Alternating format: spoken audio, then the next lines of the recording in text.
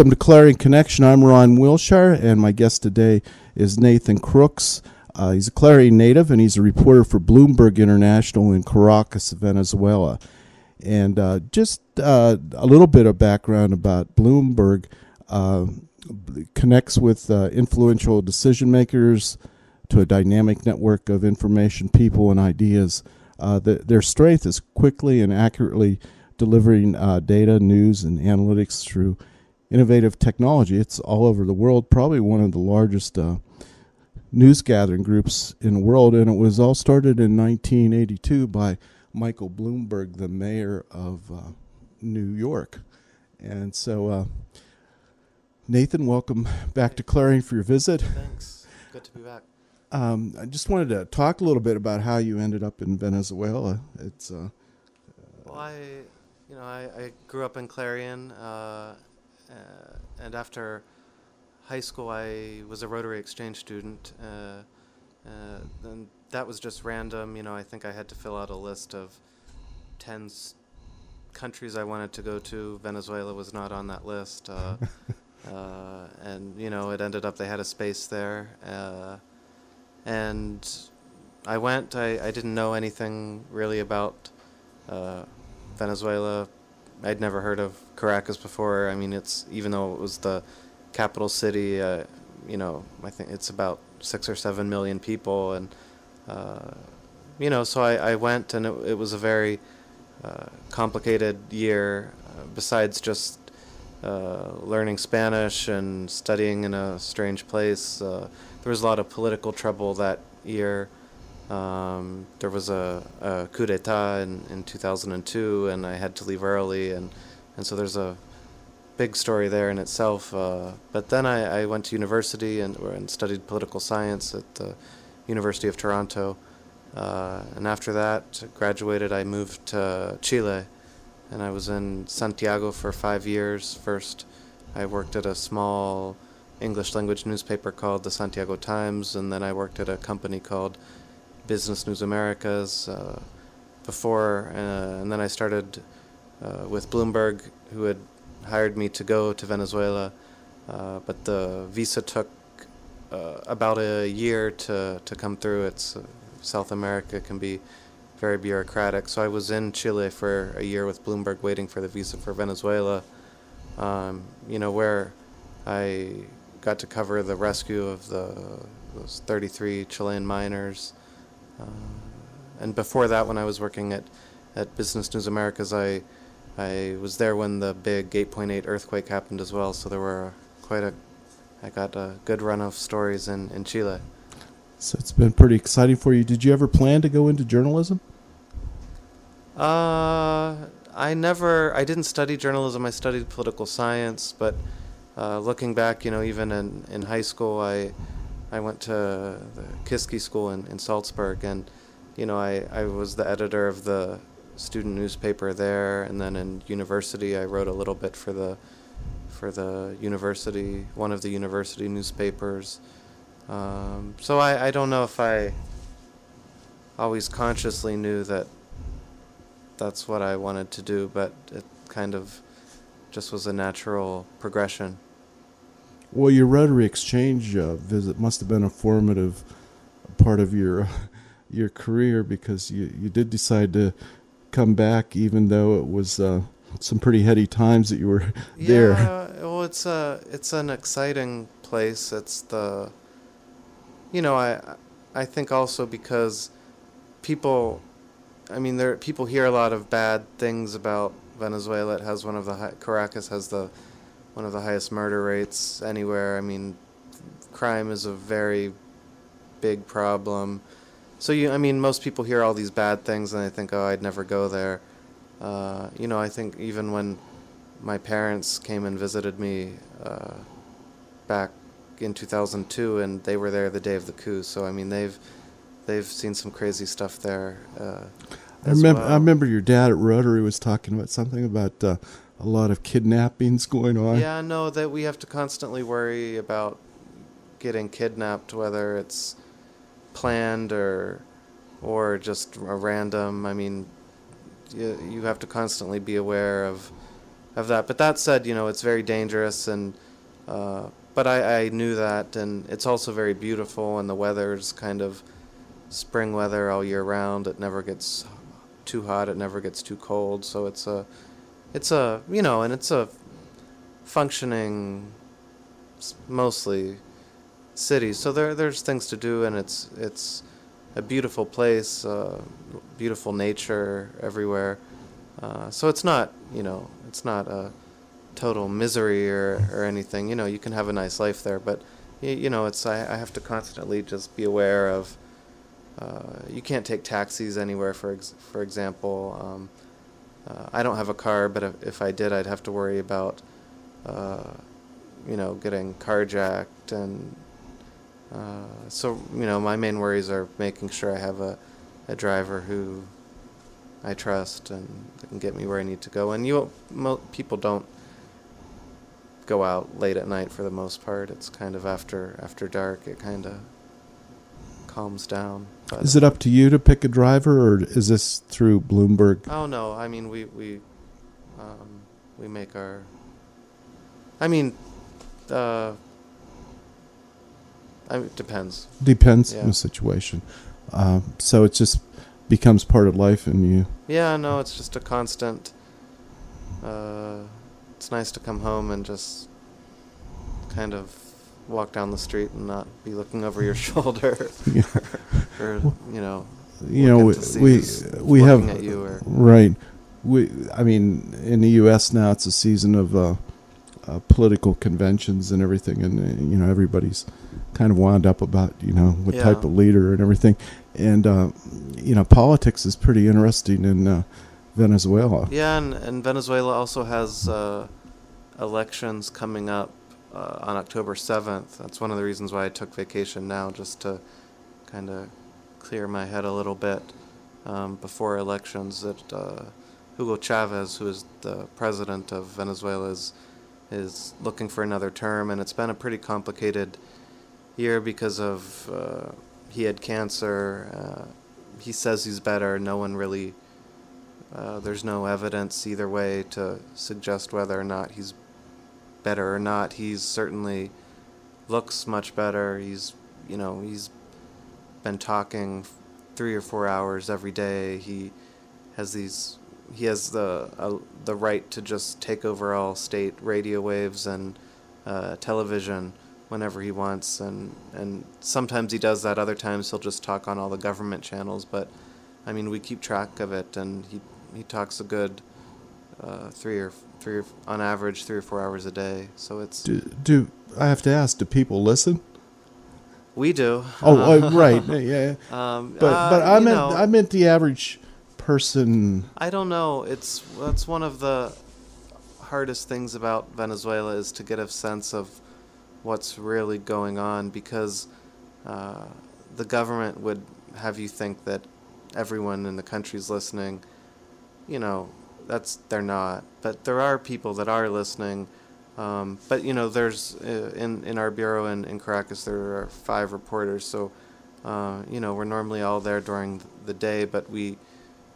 Chavez mostly speaks at night, and on weekends, he'll speak at 11 p.m. on a Friday night, whenever he wants. So we rotate night duty and weekend duty, and sometimes, he'll be on TV and we're in the office.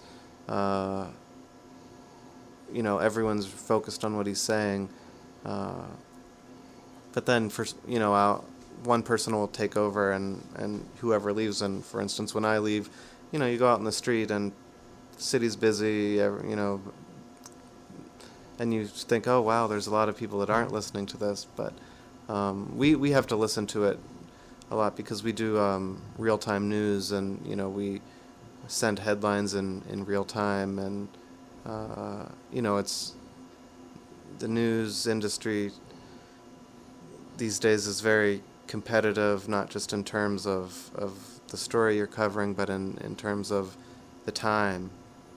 And we compete by the second, so our headlines are measured by the second, so we have constant, not just did you miss something, or did you hear that? What did he say? But also getting it out first. Bloomberg is primarily online.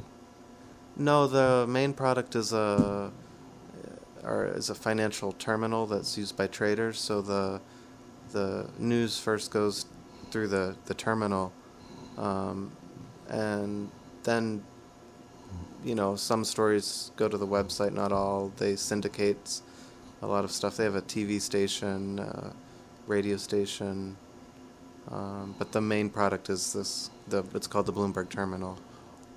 So a lot of what you report requires analysis too? We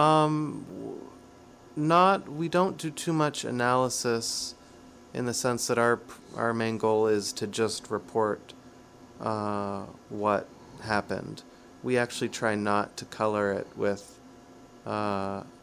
any of our own perceptions. Bloomberg has a whole division of opinion and all that, but in terms of the reporters and what we do, it's strictly Chavez said this, Chavez said that. Of course, if we build out a larger story, we put in background information and we contact outside voices, but our main goal is to just get the facts out, because our clients need fast, accurate information, and if we had a bias or a point of view, that would actually hurt our readers, because they're trading off of the headlines in the news. So they need news. They make the analysis and the decision on how they're going to react to a headline. So they come to us because they know that we'll give them just the pure facts. Because of Chavez's control of the country, does it make it awkward or tough to report objectively? Or does he let you go? No, well, that's another thing that's very hard. There are a lot of international organizations that have put out reports talking about how bad the situation is for press and freedom of speech in Venezuela. I don't know. I've read all those reports. But Chavez is very sophisticated, and he's not a dictator in the classical sense. Some people, say he is, others say he's not. He's elected, and so the political scientists can definitely talk and debate about the quality of democracy in Venezuela. But in terms of, we don't. There's no one telling us what we can say and what we can't say. We've never encountered, I've never encountered any incident of getting in trouble for writing something or even a complaint. But, like I said, we just stick to the facts. We don't have I have no political motive there. I have no agenda. The government, I think, is also more concerned about what they're worried about getting reelected, so they're obviously concerned about what goes around the press in Venezuela.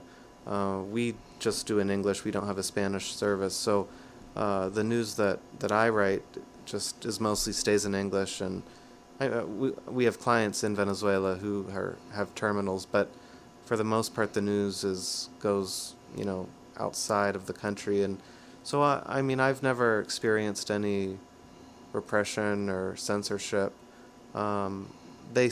People say that a lot of Venezuelan TV stations that are owned by Venezuelans in Venezuela self-censor, and they've closed down a couple opposition stations critical of the government. So I definitely is a worry for local stations who have the ability to influence the way Venezuelans think, because the government's very concerned about that. But in terms of international journalists, I've never experienced any of that. So it's hard to say whether or not it's going on or not.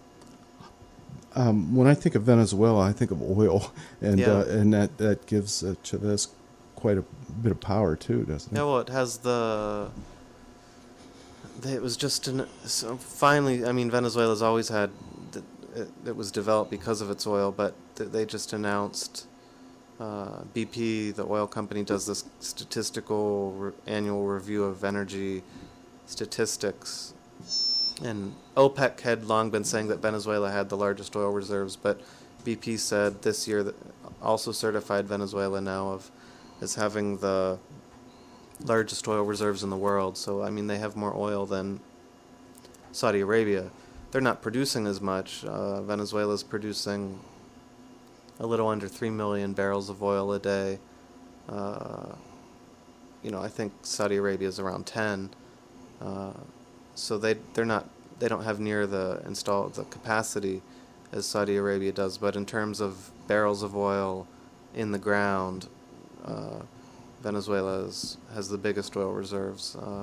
It's heavier crude. It's all in a part called the Orinoco heavy crude belt is what it's called, and it's definitely where the government gets all of its money. They own the state oil company PDVSA, which owns Citgo here in the U.S. That's 100% owned by Venezuela. So, it's one of the largest foreign providers to the U.S. Although Venezuela's been trying to diversify its customers, the U.S. and Venezuela have a very difficult political relationship. So Chavez is always looking to send more oil to China or to Russia, not Russia, but other countries in Eastern Europe that are politically allied, India as well. I noticed some TV commercials in the U.S. With Robert Kennedy Jr., I believe, talking about some Chavez as some type of aid or assistance. Yeah, they give heating oil to. I don't know if it's countrywide or if it's just on the East Coast. I think it was in either New York or Boston. I'm not 100% sure on where, but they do have a program where they provide subsidized heating oil to lower income urban housing. It's political. I mean, it's. Mm-hmm. I'm sure the people are happy to get help from wherever. Right. But no, it's definitely. A stunt. It's kind of it's. You start to watch Chavez a while, and he's a funny guy, and he knows how to get attention, and it's definitely I mean, he helps a lot of people in Venezuela, so that's what he does. He gives out money and tries to get attention, but so I mean, it's kind of humorous, I think. What his program in the U.S. He's helping people, but it's definitely to say to the U.S., oh, we're a South American country and you're the rich superpower, and we're going to help your people. So it's all about the optics. What about you had mentioned the China relationship? How's he trying to establish better relations? I mean, it's selling the oil to China? Yeah, and China has financed. They have a fund that they finance infrastructure works in Venezuela. I think the fund's up to about $32 billion, financing housing, public housing, roads, bridges. It's everything now. It seems like is funded by this China funding program, and they pay them back in with oil. So no, the relationship. I think they're sending China now. They say almost 1 million barrels of oil. I think maybe around 600,000 or 800,000 barrels of oil a day, and so almost a third of their production now is going to China, which doesn't make much geographic sense because the U.S. is so close to Venezuela and has been the traditional market for Venezuelan crude. But the U.S. is actually getting a lot more of its oil from Canada. Canada's the number one exporter to the U.S. from the tar sands in Alberta, and so the U.S. and with all the shale gas in the U.S., the U.S. is in the process of rebalancing its energy mix, and so whether or not that's a question of whether they don't need Venezuelan oil anymore, or whether Venezuela is sending more to China and doesn't have as much to send to the U.S., the relationship between the U.S. is definitely diminishing, and China's picking that up. It's on the other side of the world, Right. I don't think people realize how close Venezuela is to the U.S. From where we are in Clarion, Caracas is closer than Los Angeles. I mean, it's close. It's only about or maybe that's from New York. I know from New York. I know New York is closer to Caracas than Los Angeles. So Clarion, we might be somewhere. I'm not sure about that, but from Miami, it's a 2.5-hour flight. So I mean, it's much. Just the logistics of getting the oil you'd seem to be a lot cheaper than sending it to China. But you say in China, they give grants, but they aren't, in essence, they buy any oil if they get paid. It's part of no one. I don't think that's one of the things that we really research and look at is this relationship with China, because no one quite has their head around it. We get all the announcements from the government, but it's so much money, and there's a lot of people who say that that Venezuela is giving away its oil to China. And some of the WikiLeaks that came out, there were some notes that said, that they had been giving China oil for as little as $5 a barrel, which there's no way to verify that. I mean, Dave PDVSA, the oil company, and the oil minister, they deny that. So who knows? But the Venezuelan government has always favored these kind of deals, oil for loans. I'm not sure why Chavez prefers that. It's a lot more opaque. Whether that's on purpose or not, I don't know. But it's a way to, I don't know why they just don't sell the oil to China on the open market. But it's a political alliance as well, and they structure these deals to kind of support that. Well, I had read worldwide that China is doing a lot more in, I don't know, it's almost foreign aid, but building infrastructure in various countries. And well, China wants the oil reserves. They want access to that.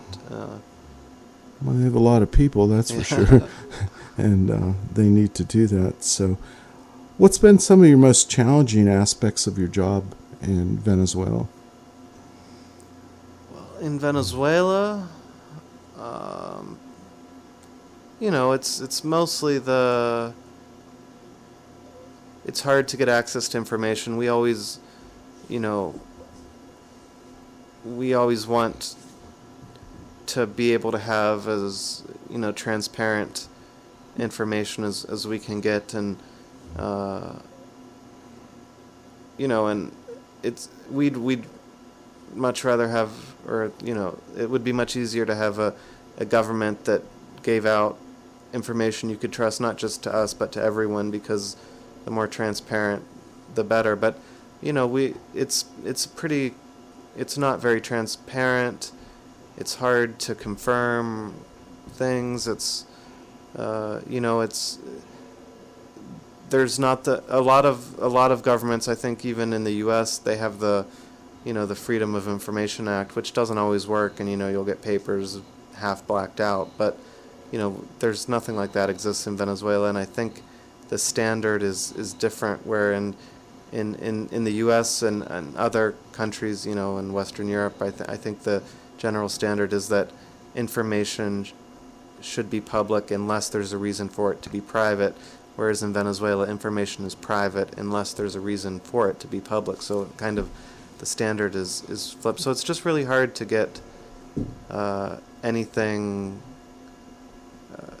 to confirm something. And also the the political situation is so polarized there. I mean, people say it's polarized in the U.S., but it's nothing compared to the polarization in Venezuela. So it's hard to kind of cut through that, because you could talk to two different sides and come away with two totally different images of the country. So it's hard to kind of present a singular image of the country to someone who doesn't know anything about it, because it's I live there, we understand these complex political intricacies, but I mean, your normal reader isn't going to get that. They shouldn't. They don't live there. I mean, there's no reason why they would. But so just kind of presenting that in a way so that your average reader can just pick up a story about Venezuela and read it and understand it. That's a challenge, because there's so much subtext to everything that happens there.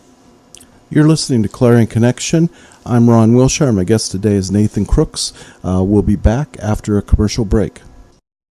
There's something for everyone at the Clarion County Career Center. Call us today and we'll see if we have something that fits you. Continue your education this fall at the Clarion County Career Center in Shippenville. If interested in more information on any of these courses, find us on the web at clarionadulted.org, visit our Facebook page, or call 814-226-4391 to get the answers you need. Nathan Crooks, a journalist with Bloomberg in Venezuela, in Caracas, and we were talking before break about the oil industry there.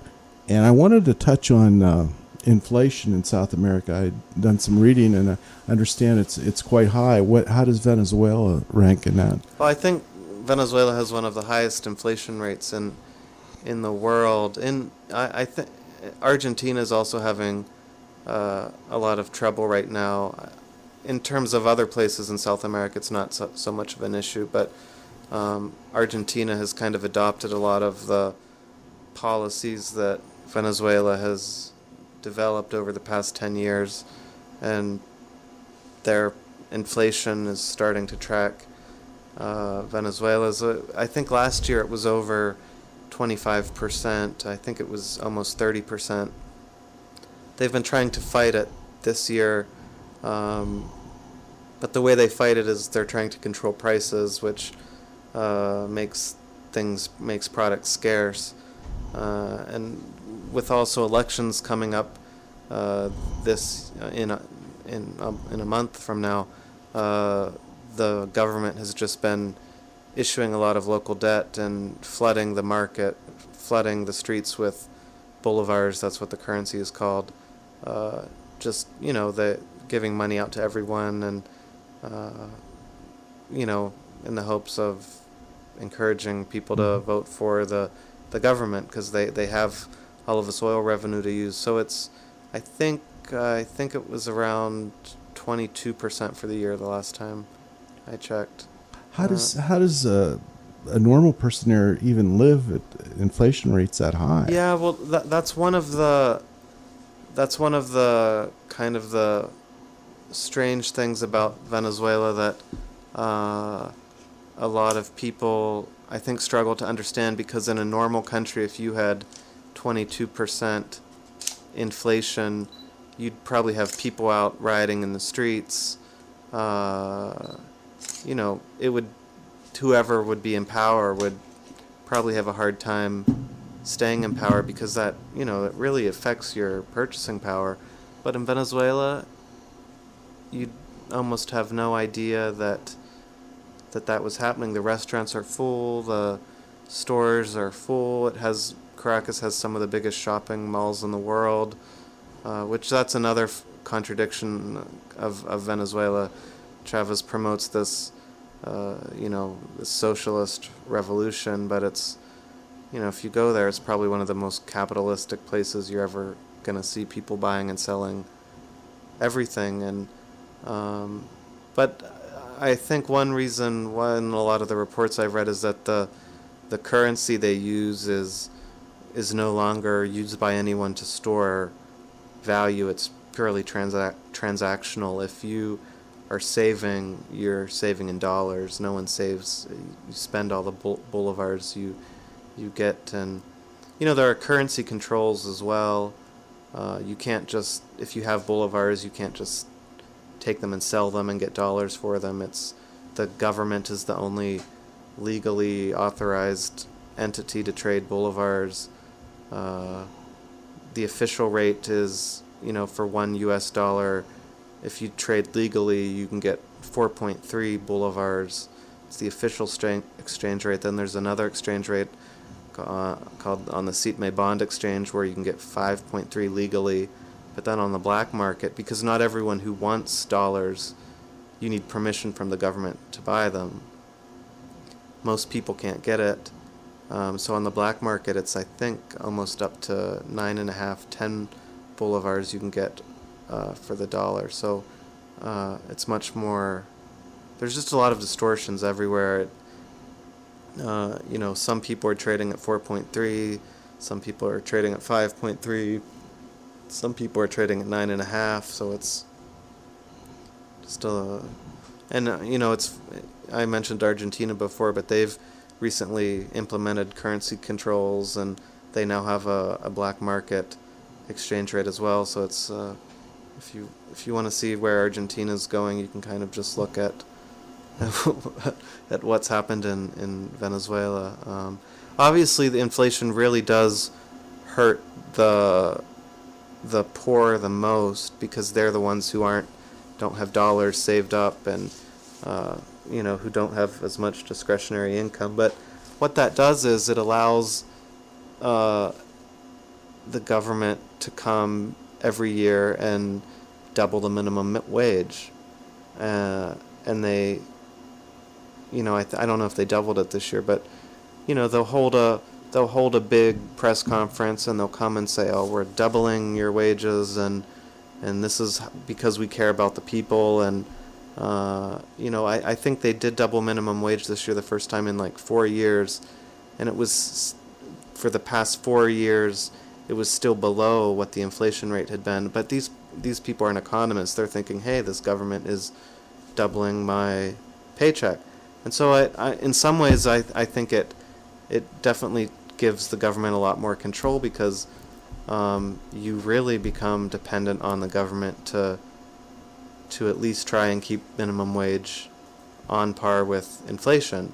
And that gives the government the ability every year to have a big press conference and come out and tell everyone, oh, we're doubling your paycheck, and everyone's happy. And so it's a control mechanism. So now the government controls the oil industry, and so they're the ones that are actually paying most of the wages, or does this impact on private companies too? Well, there aren't many private companies left in Venezuela. They've nationalized a lot. There are private companies that work with PDVSA, the oil company. Chevron is in Venezuela, has a big presence in Venezuela. The Chinese companies, Norway, Statoil's there, France's Total. Exxon and ConocoPhillips left the country and are in a big legal dispute with Venezuela. But yeah, no, it's the government ultimately paying for everything through PDVSA. For most of it, at least. Boy, it just when you think you have problems at home here in the United States, it's just a whole different way of life, I imagine. Yeah, well, it's they've had a tough couple of weeks. There was a big bridge that collapsed a couple weeks ago, and then they had a big, I've been on vacation, but they had a big explosion at a refinery last week. I think about 50 people were killed, and so they haven't, so much of what Chavez has done has been short-term spending. There's a lot of money just flowing around. No one, I think, is really sure where it's all going, but there's definitely the perception that he's prioritized kind of short-term political spending as a term to building roads and bridges and infrastructure. It's if you drive around Venezuela, it would probably be fair to say where's all the money going, because the city, looks the same as it did 10 years ago. There's no obvious new infrastructure anywhere. There's new buildings, but those are mostly built with private capital. So, that's what a lot of people do wonder, is where is all the money going? And, I don't know. So the election's coming up. Yeah, in Venezuela. It'll be exciting, because it's the first time since Chavez first came to power that the opposition has had a real chance. Of course, no one's really sure how big of a chance they have, just because Chavez, they do have democratic elections, and I think most people trust the results. There are always people that don't, but I think the general perception is that the elections are at least fair, in the sense that people have a secret ballot and can vote for whoever they want. Where people start to wonder is the opposition candidate Hugo Chavez doesn't have the funding that Chavez has, so Chavez definitely has a lot of advantages, but they've been pretty close in some recent polls, so it's... you mentioned that Chavez is on the TV 3 or 4 hours a day. It's nonstop, yeah. Does his candidate have an opportunity to buy ads? He can buy ads, but he doesn't have the money. Yeah. Well, he has some. He's right, on, and right. there is an opposition network that he's on a lot, and the state media, this government owns probably at least 10 TV stations, and they've showed him a little bit, but the point is Chavez can just go on whenever he wants, and the opposition station has to carry him, whereas Capriles doesn't have that freedom. Well, Nathan, thanks for sharing this with Clarion Connection. It is kind of fascinating to see the inner workings of... and you can just type in Venezuela on Google News and put my name or Bloomberg Venezuela. I'm sure my stories you'll be able to find them. I did that, and Nathan Crooks' name is very prominent on the Google searches. So thanks for joining us on Clarion Connection.